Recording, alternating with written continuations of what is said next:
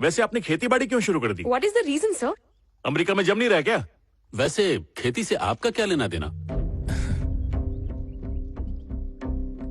उधर अमेरिका में अपनी आलीशान ऑफिस में बैठकर मैंने भी ऐसा नहीं सोचा था कि मैं कभी खेती बाड़ी भी करूंगा। वो तो इस जमीन पे कदम रख के पता चला कि इस धरती के हर जीव का खेती बाड़ी से कोई ना कोई रिश्ता है। चाहे कितने ही पैसे वाला क्यों ना हो, उसका पेट किसान के उगाए हुए अनाज से ही भरता है और गरीब की भूख को भी उसी किसान के उगाए हुए अनाज की जरूरत पड़ती है। लेकिन हम उन किसानों को कोई अहमियत नहीं देते और उनका एहसान भूल जाते हैं। कोई एहसान नहीं कर रहा है, किसान अपना काम कर रहा है और हम लोग अपना काम कर रहे हैं। क्या किसान और हम दोनों एक समान है? चाहे हम हो या किसान, दोनों पैसे के लिए काम कर रहे हैं। पैसा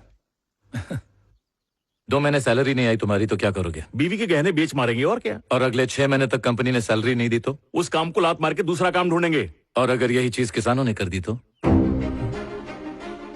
सैलरी ना बढ़ने पर लोग सड़कों पर आ जाते हैं, धरना देते हैं। लेकिन हमारा किसान, चाहे सालों तक उसका मुनाफा ना हो फिर भी वो खेती बाड़ी से मुंह नहीं मोड़ता। हर दिन हर साल वो बीज उसी उम्मीद और लगन से बोता है कि इस साल हम सबका फायदा होगा। तो फिर किसान और हम एक समान कैसे हुए सर? तू चाहता क्या है भाई? हम भी अपना काम छोड़ के खेती बाड़ी करें क्या? ऐसा बिल्कुल मत समझना कि खेती बाड़ी करना कोई गुड्डे गुड़ियों का खेल है। ये धरती और इंसान का एक खूबसूरत रिश्ता है, एक ऐसा साइंस है जो साइंटिस्ट भी नहीं समझ सकते। ये सिर्फ एक किसान ही समझ पाएगा। और वो किसान जब आत्महत्या करता है वो लोगों के लिए सिर्फ न्यूज होती है। उसने क्यों जान दी लोग उसे समझने की कोशिश भी नहीं करते। एक किसान के मरने से देश को कितना नुकसान होता है अंदाजा तक नहीं है लोगों को। जब अनाज कम हो और खाने वाले ज्यादा तब कीमतें आसमान छूती है, और जब कीमतें बढ़ती है तब मिलावट का बाजार गर्म हो जाता है और उस मिलावट का बुरा असर आप सबके स्वास्थ्य और सेहत पर पड़ेगा, जिसकी कीमत आप सबको हॉस्पिटल में चुकानी पड़ेगी। जमीन की कीमत बढ़ रही है और किसानों को पूछने वाला कोई नहीं। उन किसानों की जमीन पर बिल्डिंगें और फैक्ट्री तो बन जाएंगी, लेकिन अनाज कहां उगेगा? आज कोई भी किसान ये नहीं चाहेगा कि उसका बेटा किसान बने। नई पीढ़ी को खेती बाड़ी का एबीसी तक नहीं पता। अगर यही चलता रहा तो आने वाली पीढ़ी खेती बाड़ी के बारे में सिर्फ किताबों में पढ़ेगी। एक वक्त था जब किसान गर्व से जीते थे, आज वही किसान डर डर के जीता है। बीज बोने के पहले पानी नहीं मिलने का डर, पानी मिल भी गया तो फसल उपजाऊ ना होने का डर, फसल उपजाऊ हो गई तो उसके बर्बाद होने का डर। इतने सारे डर के बाद फसल तैयार हो गई तो वो खराब ना हो जाए इसलिए वो कोड़ियों के दाम में बेच देता है और दुकानदार उसे 10 गुना ज्यादा महंगा बेचता है। जो अनाज उगाता है वो तो परेशान है ही, और जो खरीदता है यानी कि हम, परेशान हम भी होते हैं। आप जानते हैं ये सब क्यों हो रहा है? क्योंकि हमने जाने अनजाने में किसानों से रिश्ता तोड़ दिया है, उन्हें पराया समझा है ना कि अपना। क्या आपका ये सवाल सरकार से है? नहीं, हम सब से। गवर्नमेंट कौन है बताइए? हम नहीं है। किसान की रक्षा करना सिर्फ गवर्नमेंट की जिम्मेदारी नहीं है, इस देश के हर एक इंसान का काम है, आप सबका है और मेरा। इसलिए मैं किसानों की सुरक्षा के लिए अपनी सारी कमाई का 90% किसान कल्याण में डालूंगा।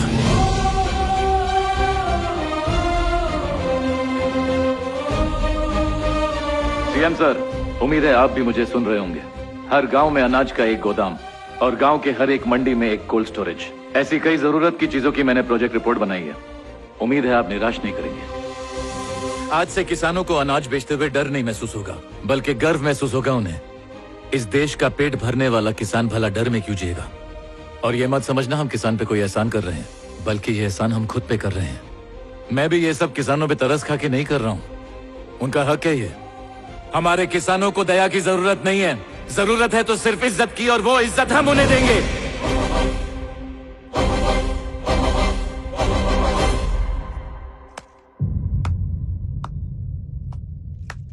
जब आपने यहाँ ऑफिस खोला तो हमें लगा कोई विदेशी है, लेकिन आपका दिल तो इंडियन है।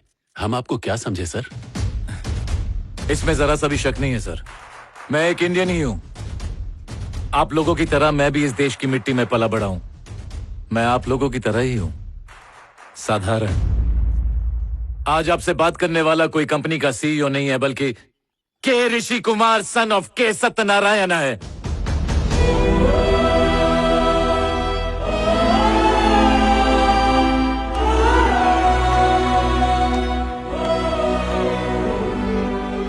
इसने मुझे याद दिला दिया कि मैं भी एक किसान का बेटा हूँ। ऋषि कुमार ने तहलका मचा दिया। उन्होंने अपनी संपत्ति का 90% हिस्सा दान कर दिया, जो कुल मिलाकर 7,000 करोड़ के करीब है। ऋषि कुमार के इस कदम ने उन्हें इंटरनेट पर एक मेगा स्टार बना दिया है। सरकार से सवाल पूछने की हिम्मत सिर्फ एक ईमानदार आदमी कर सकता है, और वो है ऋषि कुमार। किसान खुश रहेंगे तभी तो हमारे जैसे सब्जी वाले जिंदा रहेंगे। और जब कीमतें बढ़ती है तब मिलावट का बाजार गर्म हो जाता है, और उस मिलावट का बुरा असर आप सबके स्वास्थ्य और सेहत पर पड़ेगा। हमारी सोसाइटी में ही 2,000 फ्लैट्स हैं। इसका मतलब सिर्फ इस सोसाइटी में हम हर महीने 50,000 किलो चावल और 60,000 लीटर दूध इस्तेमाल करते हैं। उसी के साथ जो सब्जियां, मसाले और अनाज हम मार्केट से लेते हैं, एक परिवार हर महीने तकरीबन 10,000 रुपए उन पर खर्च करता है। हिसाब लगाएं तो हमारी सोसाइटी हर महीने 2 करोड़ रुपए खाने पर खर्च करती है। फिर भी हम नहीं जानते कि वो चीजें शुद्ध हैं या मिलावटी। अगर यही चलता रहा तो जैसा ऋषि कुमार ने कहा, हमारी प्रॉपर्टी बेचकर भी हम बच्चों के हॉस्पिटल बिल्स नहीं भर पाएंगे। इसलिए हमें कुछ गांव अपना लेने चाहिए ताकि हम अनाज फल सीधे किसानों से खरीद सकें। ऐसा करने से हमारे पैसे बचेंगे और हमारी सेहत भी अच्छी रहेगी। ऋषि कुमार जी ने बिल्कुल सही कहा है। इसलिए आप अपने एजुकेशन कोर्स में फार्मिंग क्लासेस भी ऐड कर लीजिए और उन्हें फार्मिंग ट्रिप पर लेकर जाइए, ताकि फार्मिंग उनके लिए एक सब्जेक्ट ही नहीं बल्कि उनकी लाइफस्टाइल बन सके। हर वीकेंड